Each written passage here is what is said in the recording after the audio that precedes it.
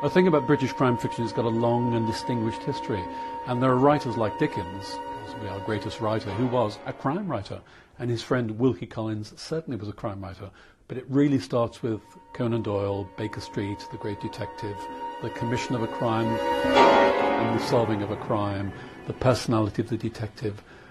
Then you have Agatha Christie, obviously with Poirot, who is a kind of version of Sherlock Holmes, Miss Marple, who's something totally new.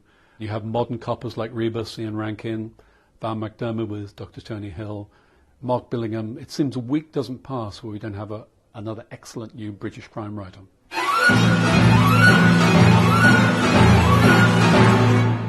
The core ingredients are the initial mystery, and the mystery has to be like a kind of force of chaos in which everything is changed, everything is disordered. So the detective appears and brings order out of that chaos. I don't know why that appeals particularly to Brits, but it does. We also love the board game Cluedo, which ties into that same obsession with murder in a very peculiarly British setting. Everybody has a kind of pleasant nostalgic rush when they hear the name Cluedo, and it's the same kind of appeal as Agatha Christie has.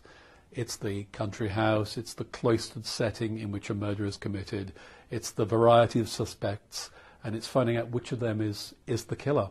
It doesn't surprise me that Cluedo's as popular 60 years after it was made as it still is. We're now starting to value things that we once took for granted. We now think, that's good, that's British, and that's good, and we value that. Cluedo has fantastic heritage. The fact that it was a board game that was developed here in the UK means we just have this massive affinity for it. It's something that we really do love. When we think about the characters, Miss Scarlet, Colonel Mustard, these are characters that we've grown up with. Then we move into the rooms, the fantastic rooms of the English Tudor mansion, the weapons, the dagger, the rope. You know, these are things that are just completely synonymous with Cluedo.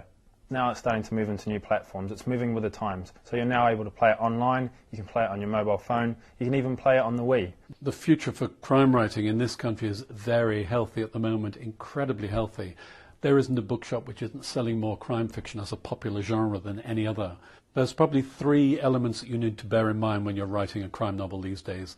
To a large degree it has to be original, because there is a hell of a lot of product out there, so it has to be different in some way, so it can establish itself as it can cut out from the herd, if you like. It needs an element of elegance in the writing, good writing, because quite a lot of crime fiction, including the world's best-selling crime and thriller writer, is not well written. So it's going to help you if you can be a good writer as well. And essentially, above all else, readability. You need that narrative to grab the reader by the throat, and they will carry on till the end of the book.